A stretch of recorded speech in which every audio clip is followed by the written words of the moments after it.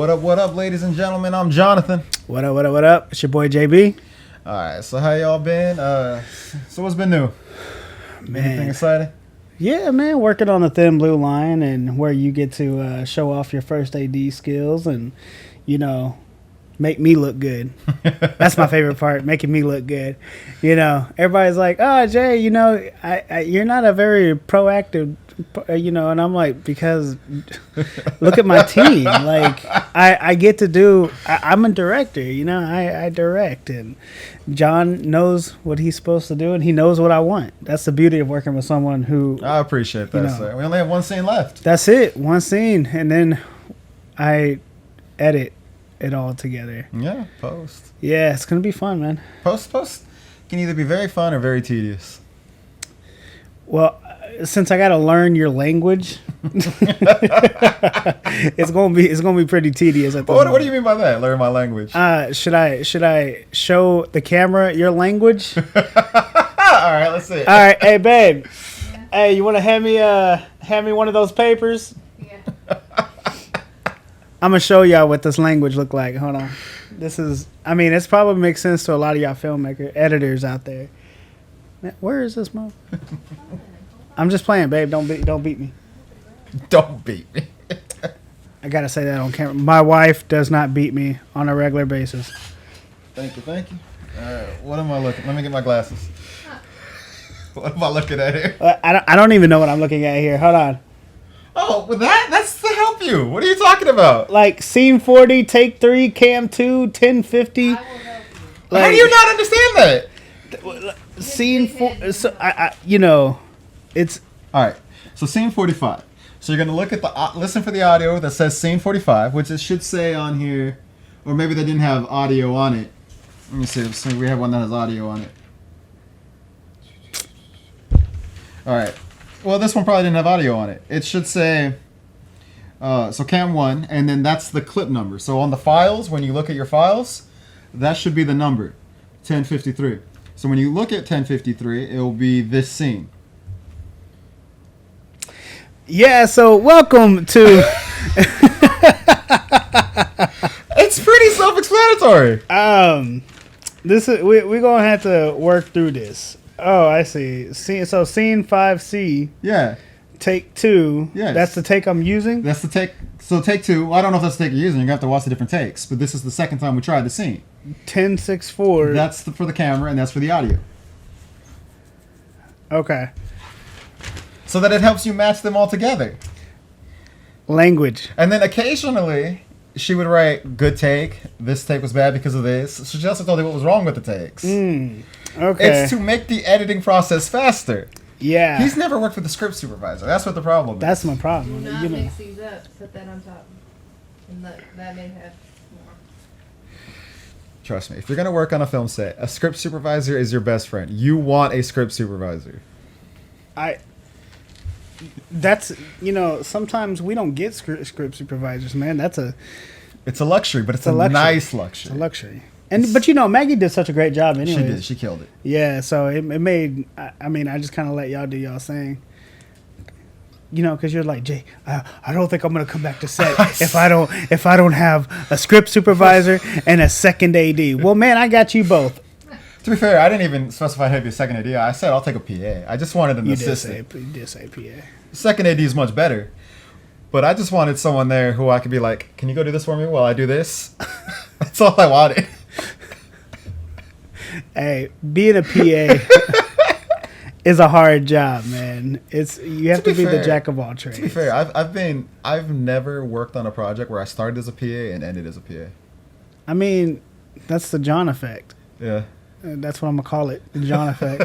Because you started out on mine as just an actor, and by the end of the first by the end of first day, you were already first AD. I feel like by the end of the first take, I wasn't even in the take, and I was just like, "Hey, this scene doesn't work," and you're like, "I got it," and I was like, "No, come with me." And I was like, "This is why it doesn't work. Yeah, this is what he's doing wrong." But I had to check my ego a little bit, So because I was like, "Who the fuck are you? like come up with my shit and tell me how to run mine." Nah, but I also think you're used to working with Devante who was pretty good, and he was sick that day. So you weren't standing over the camera dude's shoulder, and I was like, his shot is horrible. Like, Yeah. nothing in that shot works. But going back to I trust in my team, that's also a downside to it, right? Because if I don't have my team, then I have to really deal with a person who doesn't know what I'm looking for, what I like. The last big project I made, I was like, you know what? I'm going to be, because you've seen me work. Even when it's not my project, I micromanage everything. He does. 100%. And so the last major project I directed, and this was 2019. This was just before COVID. It led to a series of depression and dark times for me. But I was like, you know what? This project, I'm working with a lot of people. I was like, I have people who are professionals who do this for a living working on it. I am going to just deal with the actors, and I am going to trust everything else to get done how I need it to get done. How'd that work out? Put me into depression. I stopped filming for like a year. If I wasn't being paid, I didn't do anything fun. How terrible we're laughing at your depression. Dude, it was a dark time. I was just like, I saw it. It was so bad. I was like, oh my God. Like, and it was a slasher film. I was so excited for it. And I was like, oh, I should have micromanaged everything. Instead, I just let it go. Yeah, because we talked about this on the first episode? The one that never came out. The one that never came out. God. Yeah, like almost like censorship, right? We removed the art, Yeah, so censorship. Okay, so have you been following like what's his name? Zaslav? Do you know who that is? No, educate me. He's the I might be pronouncing his name wrong, but he's the dude in charge of Warner Brothers. Okay. He's the new CEO, has been for a while. And so I think it was, where we are in society, we have these streamer services. Netflix showed up as a kind of competitor to Blockbuster. Mm-hmm. And they were just renting out DVDs. And then they were like, let's do a streaming service. And at first it was just other people's content, which was cool. It was a cheap place to watch a bunch of stuff. It was like having TV without having TV. And then I want to say it was House of Cards, but I might be wrong with that. It was like their first show, right? Mm-hmm. Yeah. So the first thing I watched was The Get Down. I don't know if you ever saw that. That was amazing. But you're talking about the point of Netflix when they're making their own original content. content. Yeah. Not just showing other people's content, but showing their own original. I think it was House of Cards. Yeah. Or that was the first one that broke big. But it was around that time that they changed their model and started going this other way. Yeah. And then Hulu came, and Hulu was like a collaboration between all these different studios to show like what was on TV the next day. It's kind of cool. And then at some point, I don't know who started the trend, but at some point everyone was like, we're getting our own streaming service. Well, I know after Netflix was Hulu. I said Hulu. And then after that, I don't know who came after Hulu, because Hulu was a collaboration between the networks. Well, didn't Apple Plus started coming out with theirs, and then Apple Plus, I feel, is like the new kid on the block. Because I know Vudu there for a while. But Vudu's different. Not. Vudu's not a streaming service. But it has free movies you can stream. It has, yeah, but it's not. I'm talking about Paramount, Peacock. Okay, I mean, I got you, but HBO went from being HBO to HBO Max. Now it's just Max. Disney Plus came out. So when all of these different studios started becoming studios, what they started to do was they started to take all their stuff in-house. So they started to be like, I'm going to take all of the Sci-Fi Channel, NBC stuff, and put it on Peacock. No one else can have it. Yeah. HBO, HBO had always been in-house, but that was a specialty service. That was like Starz, because Starz has had an app for a long time. You paid for that extra package so when you that was cable. Fine, but it was when the other big channels started doing it. CBS got Paramount. Is when that started happening, that everyone started bringing their stuff in-house. But here's the problem. Since pretty much the dawn of radio, money has been made through one method and one method only. For first showings of things. Obviously, as times have gone on, we've started having DVDs, VHSs, yada yada. But it's been through advertisements. Mm-hmm. Occasionally, you would get sponsorship, but I would argue that sponsorship is nothing more than a more expensive version of advertisement. Like, oh, this program, like if you listen to old radio plays, which I don't know why, but I listen to a lot of old radio plays. It's like, this is brought to you by Lucky 7. If you got to smoke, smoke Lucky 7. It's just like, that's sponsorship. It's not a commercial, but it's the same thing. So that is how things have made money. Netflix didn't go that route. They were like, we have a streaming model. So it's a subscription-based service. Now, there are things that can maintain a subscription-based service. I use Adobe to edit. That's a subscription-based service. But I'm paying monthly for one product. And every year or so, they upgrade it. But they're not constantly spending billions of dollars on projects that they're putting out for the audience they already have. Yeah. That method of business doesn't make sense to me. But for some reason it caught on and everyone started doing it. And I think it's a large part of what led to the strikes. I think it's a large part that is what moved these industries to where Hollywood was making money. It was just milking money out of thin air with everything they were making. And now I think financially, it's not really a viable industry.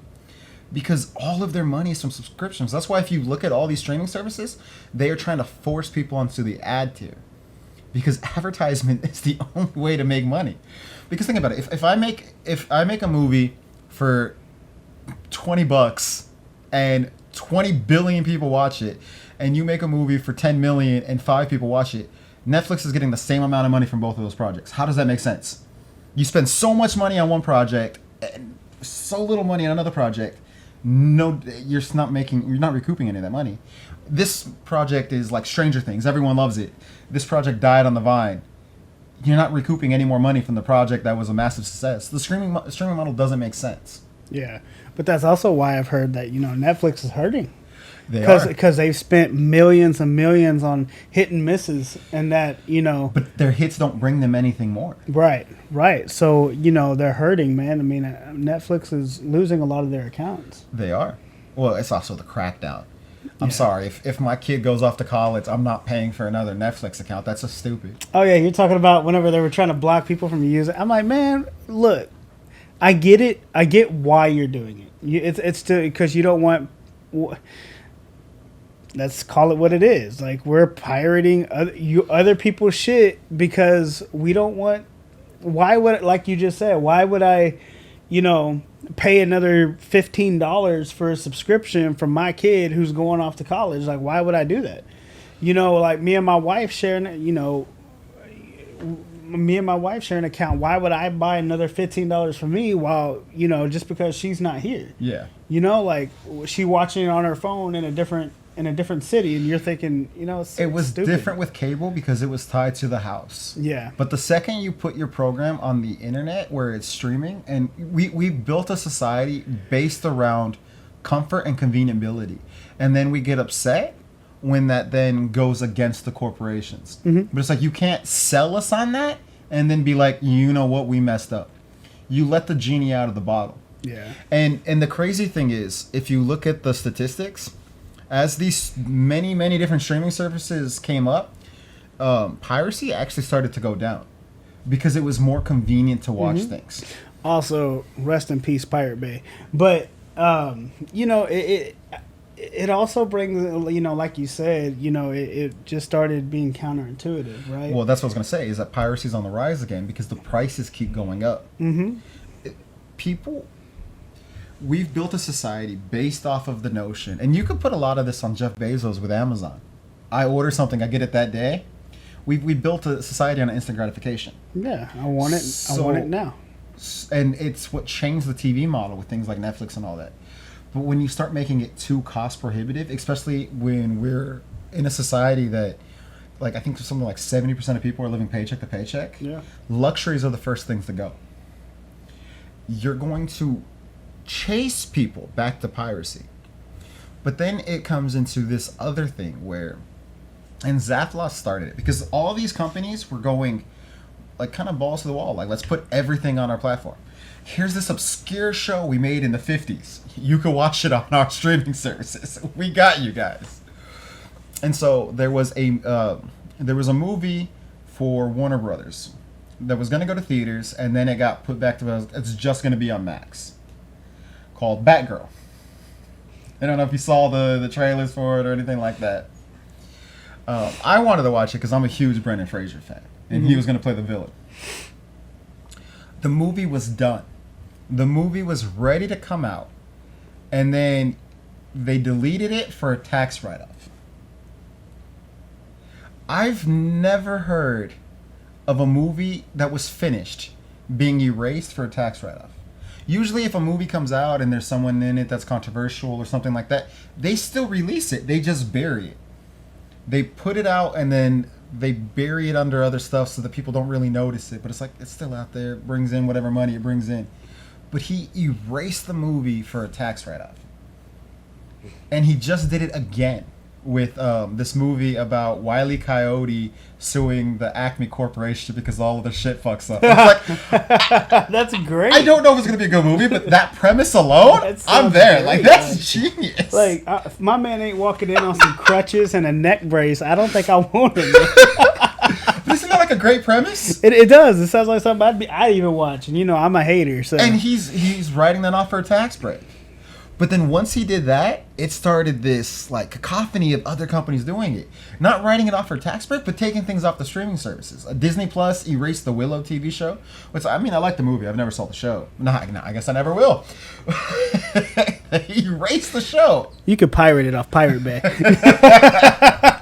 Well, but that's what I was actually thinking too, was like, piracy is going up. But now, is piracy a crime, or are you preserving entertainment that is being deleted? That's being okay. So that has a big discussion with and I know you're not a big gamer like I am, but I'm gonna. I've heard that, like for the old games, right? I was gonna talk about the retro games. Retro games for a long time there.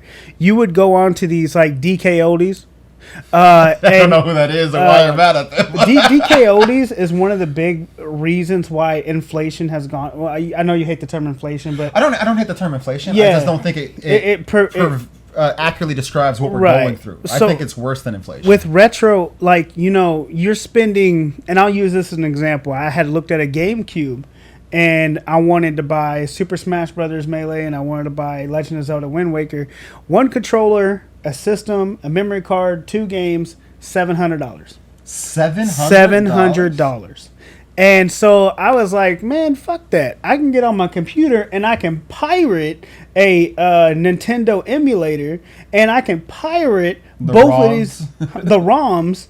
And I'm like, and then on top of, it's just become so ridiculous, right? And then, Nintendo Switch, it's come out with its retro stuff. You can play. There's not a lot on there. There's not, but that brings me to what I was about to say regarding, I want to play Pokemon Gold, Pokemon Silver. I want to play Platinum. I want to play these old school Game Boy games. But they hit us with, oh, you know what? You want a Pokemon game? That's fine. Here's Pokemon trading card game. And I was like, don't get me wrong, I love the Pokemon trading card game, but it's not the actual cards. I hated the computerized one. It was computerized. I hated that one. I liked it. I enjoyed it. I did like the Pokemon pinball game though. Do you It was remember that? fun. It was fun, man. It was fun. But it's going into like you were saying, is it for preservation now, or is it a crime? Because now I'm preserving my Well, that's the argument that's being made, specifically because in order for it to be piracy, you have to prove that you're taking money out of their pockets. But if they're not offering these things and it's not available to purchase legally, is it still a crime? That's a good question, because I can't find a new copy of, let's just say, Pokemon Blue owned by Nintendo that if I pay for it, it's going to go to Nintendo. I can go to eBay and get a Pokemon Blue they'll probably rape the shit out of me for a couple $100. Yeah. But that's not going to go to Nintendo. No. So if I go and download a ROM for my Game Boy Advance emulator, am I in the wrong? And that's the argument that's coming up. If I were to find a copy of Batgirl and then widely distribute it, it's not taking any money out of Warner Brothers' pockets, because they decided, we don't want to air this. It's done. It's deleted. Mm-hmm. Lucasfilms was very litigious. They went after everybody. Anytime you did anything to do with Star Wars or anything like that, if you didn't get George's permission, he went after them. Yet everybody pretty much everybody who's ever wanted to see it has seen the holiday special, and I've never heard a lot of stories of George Lucas suing them over it.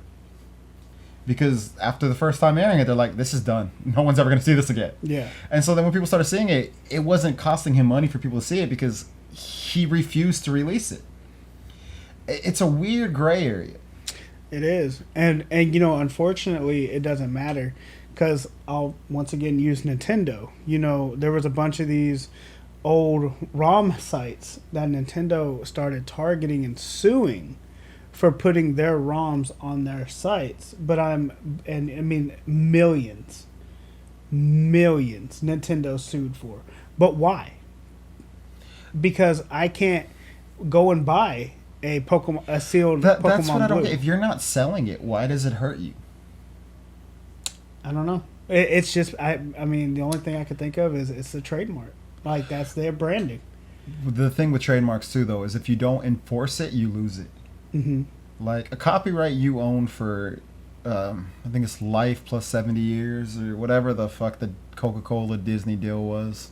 Like the Pizza Hut thing. Yeah, copyright laws in America are fucked up. They are. They last too long, for my take. And it's all it's gonna do, lasting as long as it does, is mean that a lot of art and a lot of content is going to disappear. We're not going to get the next Sherlock Holmes. We're not going to get the next Snow White. All these things that live in pop culture and everybody knows is not going to happen because the time from when something comes out and the time when other people can play with it is far too long. And it's all corporate greed. It's actually all about Mickey Mouse. Did you hear about that? The copyright for Mickey Mouse right It's now. coming to an end. Yeah. What's crazy is Superman's coming to an end not long after that. That's gonna hurt my feelings. It's why? Because then anyone can make a Superman film. I know, but like. Now, copyright's different than trademark, though. So when Mickey Mouse becomes public domain, the name is still copyrighted. George of the Jungle only exists because the name Tarzan is copyrighted. It's a Tarzan movie. But George of the Jungle was so great. It was. But the character only exists because they couldn't call him Tarzan. Right. And so that's what it's going to be with Mickey Mouse.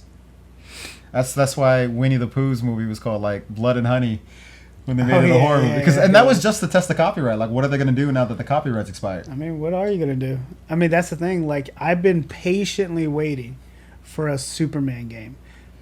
And I'm not talking about the trash ass 2006 the Superman game. I'm talking about an Arkham style. I was just thinking about that Superman yesterday. game. I want one so bad. I've been wanting one since Batman Arkham Asylum. That would be fun. So you played the 64 one?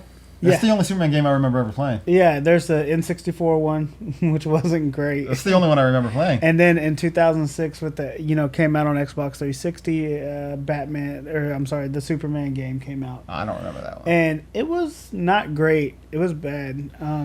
Superman game would be fun, but you know what I'd much rather have than that? Is a remake or a new version of either the Punisher game or Xbox is the Punisher. Well, I played it on PlayStation, but yeah. That game was amazing. Amazing. They made a game like that now would be awesome. Or I don't know if you ever played it, but the Hulk Ultimate Destruction. Of course, I played it. It's just GameCube, like a baby. Free roaming game, whereas the Hulk, you fuck shit up. See, that's what I'm talking about. Spider-Man 2. I love Spider-Man 2. I got 100%. Anyways, back to the conversation at hand. But that's the big thing we're always having to decide, right? Is it for preservation or is it illegal? Because you can't have it both ways. And it's going to be if we let these corporations like Nintendo do what they want to do, and Nintendo is insane. Like they don't let people stream. Like they get real uppity about people like streaming their games. Mm-hmm. Like, isn't it all just free press? Like, how is it hurting you?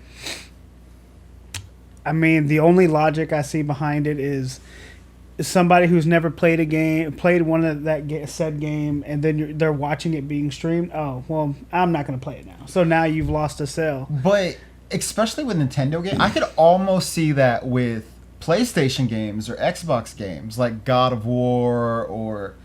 But God of War is a for sure buy. It is, but I'm just saying, like, those games have stories. Yeah. Most Nintendo games, I mean, I love Nintendo games, but they don't have stories.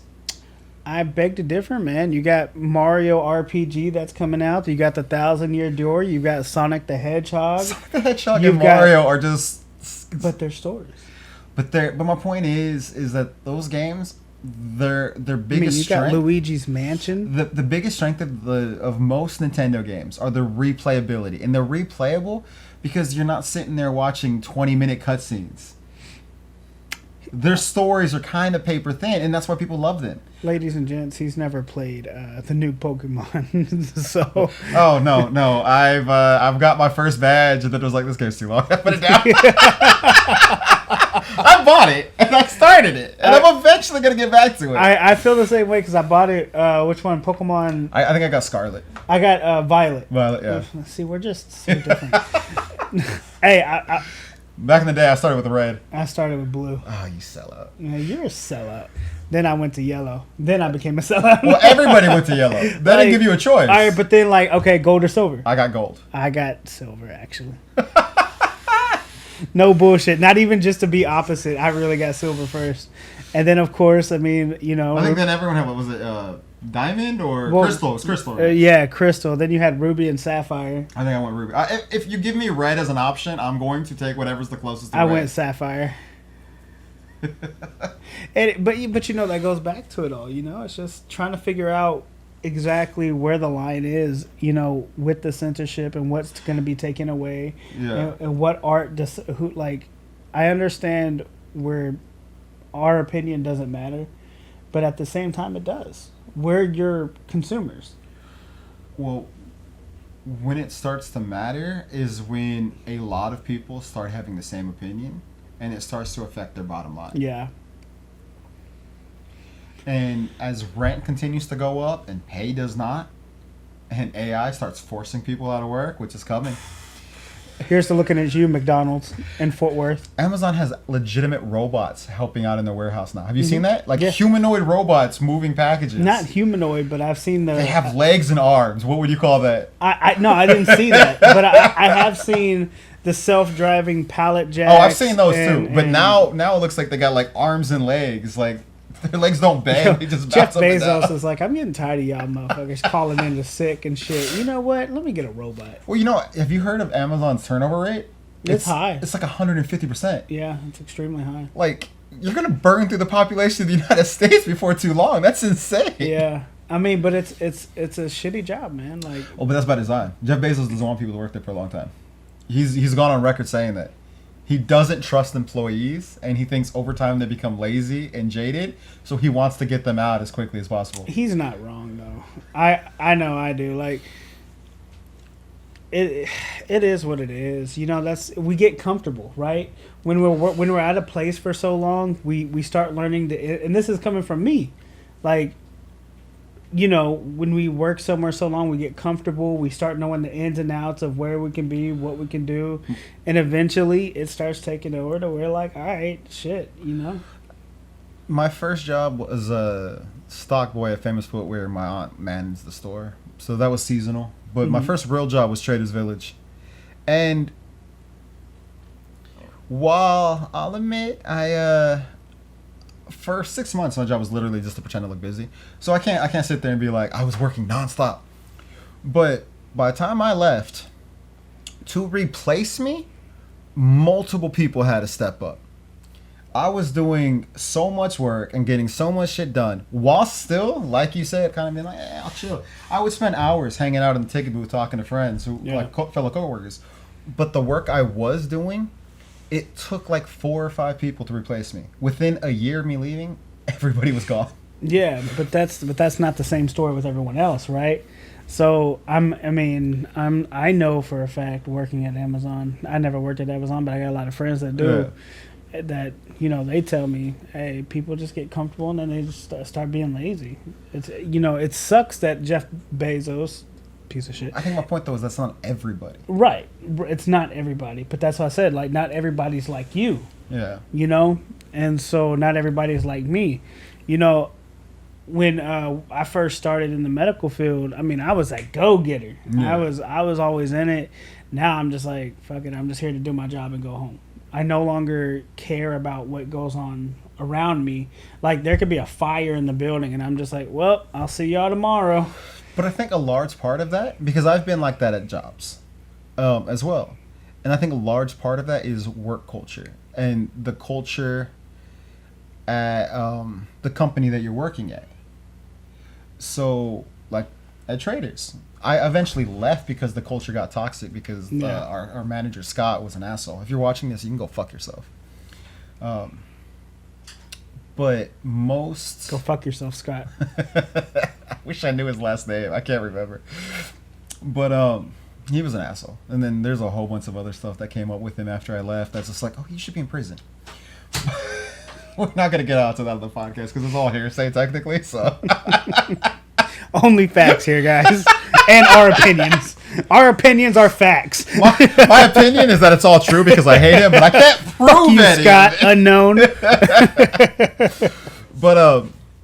But most things it's the job. So when you don't feel appreciated as an employee, you start working less, and that's a management problem. That is. So I feel like if our society were to shift, we would solve a lot of those problems. You disagree? You know, I don't agree, but I don't disagree. I'm neutral on that statement, for the simple fact that mankind, you're always going to have, regardless of how great a place is, you're always going to have some people who just don't give a fuck. And that's just like me personally. I will, no matter how great my job is, I will never fucking care. And here's why. Because it's not what I want to do. My ambitions is to run my own media company and to start putting out our own films and our own... I agree with that 100%. I feel the same way. That's why I swore I'll never work for anyone else again. And that's what I'm saying. And so, like, no matter... And unfortunately, I can't make that, I can't swear to that. Because unfortunately, my degrees all revolve around me working under a clinic. I've just found hustle jobs that pay me out the side. Well, not out the side. Like, I work for... I'm a freelancer, so I set my own hours. I pick what companies I work through. Yeah. And like I said, I wish I had that luxury. But, I don't care about... We talk shit about COVID, but I only have that because of COVID and all the money they gave me for unemployment. It paid my way to starting my own little side hustle. Well, COVID, I was making bank. I didn't work for I quit my job November 2021. Yeah. A year and a half into COVID, I quit my job. I said, fuck all y'all. Gave him the finger and walked out. I picked up that first check we got from the government. I picked up I bought my Canon, and I started doing family photo shoots that didn't want to go around people. So we did, and I made bank off of it. Well, I couldn't. I was doing Uber at the time. Yeah. And I couldn't do it anymore because I was asthmatic. So I was like, I can't be around people if I'm asthmatic. I'm high risk. So I started getting those unemployment checks. Yeah. And it got me into like a notary degree and all this other shit. Like, yeah. I think the problem is people didn't use the money wisely, but I was like, I'm putting that money to work. Yeah. No, I'm right there with you. Like I say, this was a $1,000 camera. Damn. And so within like the first 3 weeks, I had already made back what I spent on the camera. That's good, man. But, once COVID ended, all my clientele dropped out. I will say that there's a world. I don't think we'll get there. I think the United States is on the verge of one of two paths. And one path is Star Trek. And the other path is, I don't know, Terminator. I was going to say Terminator. or iRobot. I actually think Mad Max would probably be the best example. Probably.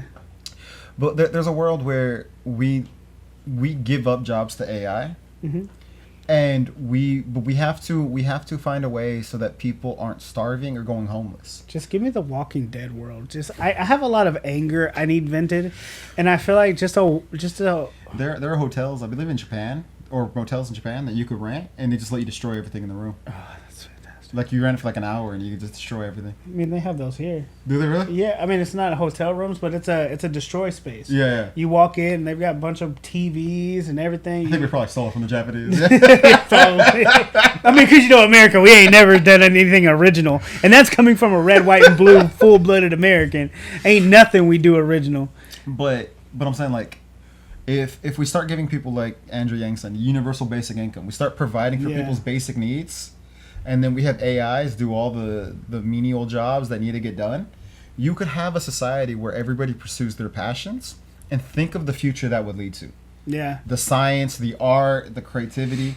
Yeah. That would be the ideal world.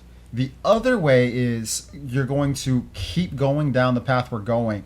AI is still going to take over all those jobs. And you're going to force people into being either extremely wealthy or even more poor, most likely more and more homeless people. And then that's just going to lead to extremely more violent people. That is the two paths we're on. And right now, we have to decide what path we're on. The problem that I see personally is that no politician on either side is talking about this. What do they have to gain out of it? Censorship. That's what they have to gain out of it. Okay, so I'm sorry. Let's get back on topic. So, we go on weird tangents. We do. But so they're deleting movies. Disney started taking things off, and once we started going into streaming, you noticed a steep decrease in physical media. I still buy physical media. If I buy a movie, it's on Vudu. I will get movies on Vudu because I buy the Blu-ray digital pack. Yeah.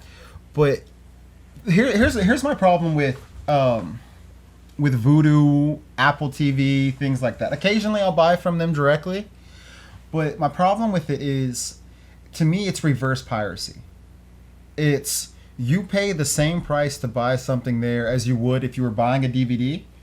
But if I buy a DVD, I own that DVD. I can do whatever the fuck I want to that DVD. That DVD is my property. If I buy from Vudu, I am buying a license to view it as long as they have it. Mm-hmm. If they lose the contract to stream that movie, I lose the right to that movie. But I paid you the price to buy it. I don't like that they put rent or buy. It's just be rent or lease. And I'm right there with you.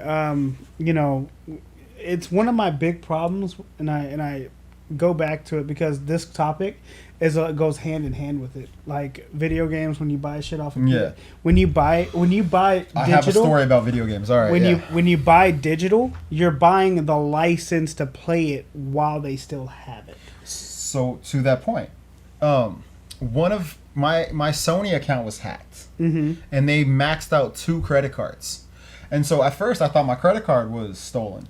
So I canceled my credit card, reported that as fraud. Then I found out it was my Sony thing. Yeah. So I explained the whole situation. My credit card dropped the thing, but they're like, Sony said until they drop it, your account is suspended. And I was like, okay, fine, whatever. But what I then found out was all of the digital games I've bought, I was locked out of. Mm-hmm. And it's like, hold on. Whether or not you suspend my account, I bought those games. How do you lock me out of games I purchased? Yeah. Like, there's something inherently fucked up about that. How is that not piracy just in the reverse? Here's where they're starting to fuck us as a gamer community, is because now they're selling consoles without disc drives. When I bought my PS5, I made sure to buy the one with the disc. Yeah. And so mainly because I still watch Blu-rays. Yeah. And so they're starting to push more consoles without disc drives, so now you're not buying the hardware anymore. Well, and that goes hand in hand with Target is going to severely cut. They've already severely cut back, but they're talking about stopping to sell DVDs and Blu-rays. Mm-hmm. Walmart, I believe, is stopping video game sales.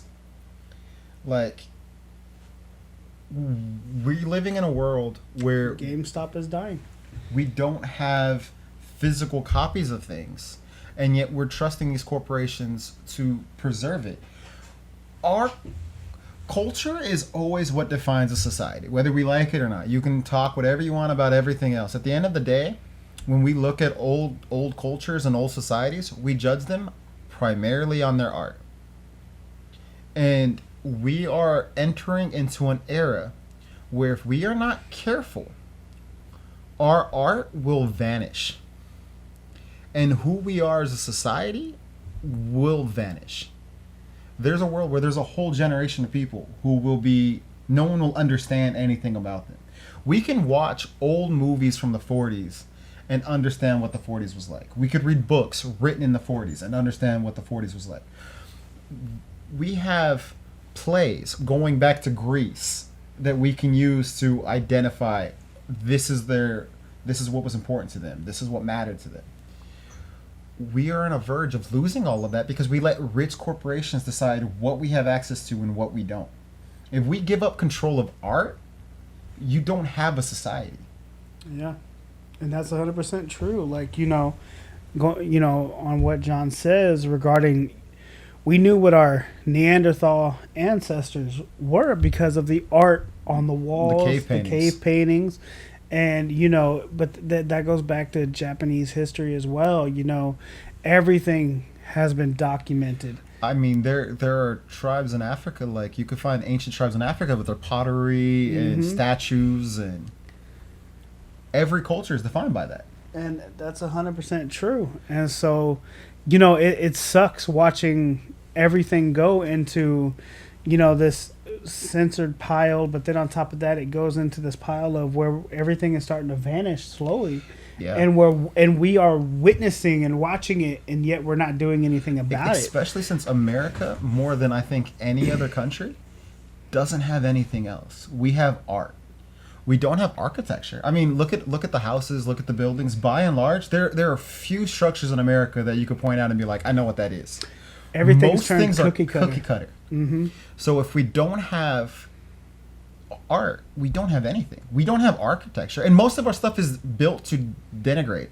We don't have 100-year-old. I mean, our roads. There are roads in Rome that predate Jesus. There are roads in America that were built last year and are already falling apart. Yeah, well, I read something about that actually. Because us as a people, we're still trying to figure out how Rome kept made the concrete and everything that they used to withstand time. I think what I read the other day. From what I read, it's layers. They built layers on top of layers on top of layers. Well, from what I read, is there was actually a certain chemical they used, and the chemical is lost to us. Like there has been no documentation. We don't know what it is. According to, I believe it because if you look at the history of Britain, Rome conquered them, built everything up, and then when Rome started to decline a little bit, they left. And as soon as they left, everything fell apart, and Britain had to start all over. The movie Idiocracy, have you seen that? Yeah. It's just society as a whole. It is 100%. But I think that's also why I kind of like fuck with Wally a little bit, because like society as a whole is just these fat, lazy people who just can't get out of their chairs to do shit. Wally, telling it like it is. But I don't know. I feel like things are gonna get bad. Oh yeah. I feel like everything's going to be erased. And America's not going to have the legacy that people think it will because we are so dismissive of art. Sucks, don't it? I mean, coming from us who do make art for a living, it sucks that our outlets is YouTube, and we have to rely on YouTube and different websites to keep our art alive. But whenever Terminator happens and the internet shuts down and there's no, how are you gonna retrace our steps? And I also want to point out, like, I don't know, our taste in movies are kind of different, but I like cult films. I like old. I know we had this whole talk about horror movies and how you don't like them. Well, I mean, we're talking cult films. I love the Warriors and stuff like that. Okay, so a lot of these movies bombed in the box office and then became a success on physical media. Yeah. Grandma's Boy, Looking at You. But we don't have that world anymore. No. So these things that are being made, who knows how many warriors are out there that we've never seen? Warriors, come out and play. I love that movie. That movie's so great. So great. Man, but like, it's just, it sucks, man, because that's the shit that made them, like Grandma's Boy, did 5 million in box office, but 100 million on DVD, and then it became Blockbuster's #1 most stolen DVD. And so, it sucks that we're now moving past an era that we're no longer going to have, these. Everybody's going to have to bank on streaming. Have you ever read? There's a movie too. I haven't seen the movie, but have you ever read 1984? No. It's a kind of like an anti-communism book. It's pretty good, but it's all about how everything's controlled by the government and they just rewrite history at their whim. And if everything we have is digital and nothing's physical, that is what will happen. Yeah. Like in the book, there's people whose whole job is to constantly rewrite history. So they'll take books and then they're like, okay, well, we're now at war with this country and that other country, so let's rewrite it so that we're at peace with them and we're at war with them. And it's a giant propaganda machine constantly flowing. And the history is constantly being rewritten to service whatever needs is that going. Sounds like the American textbooks. Yeah, no. Should we discuss U.S. history? No. That's a discussion for another time if we want to get deep with it. There's a lot to talk about American history. It's all bullshit. Well, America is one of the biggest propaganda machines out there. Of course, right? But right there with China and Russia, and it's just all the superpowers. That's exactly what I was about to say. It's all superpowers. You become a superpower when you take control of the people, right? And so if you have control of the people, then you have control of the media. And when you have control of the media, you have control over the world. And that's just how it's always been. North Korea uses the media to control its people. China does the same thing. Russia does the same thing. America does the same thing. It's funny, and I'm gonna and we gotta sign off here real quick. But I'm gonna say this one last thing, and then John, you get your last word in, and then we'll cut out. Cool. But it's sad that I have to get on TikTok, and I get more accurate news from fucking TikTok than I do my actual Fox News. Because that's all I want. I want unbiased news. Yeah. I don't want news that's gonna feed my right side or my left side. I want news that tells me what's really happening. And I get on TikTok and I get more fucking accurate news from a talking fucking fish than I do. And I'll send you a TikTok of what I'm talking about. You know what I'm talking about? No idea what you're talking about. I'll send you a TikTok. I get more fucking accurate news from a talking fucking fish than I do these media news outlets. Anyways. I feel like they used to be Twitter, but then it became X and everything went to hell. Your favorite. It used to be my favorite. Well, all I'll say is I do feel like there's a problem with... Okay. Trying to figure out how to articulate this. I feel like the digital revolution had the promise to democratize information and art. But then, like everything, we let some corporations take everything over. And if our only outlet is TikTok and YouTube, the problem with that becomes, and you see it with YouTube far more than you will with TikTok, but TikTok, give it time. It's still growing. YouTube censors anyone they disagree with. Yep. And they promote people who they agree with. Yep. And so it's not really a democratization of entertainment or with information when you still let select people control it. And if we don't go back to a more physical thing where you can own something and you can have it in your hand, then we will lose our culture, we will lose our society, and we will lose our identity. It's a dark note to go out on, but hey, I'm Jonathan. It's your boy JB. Give us legends.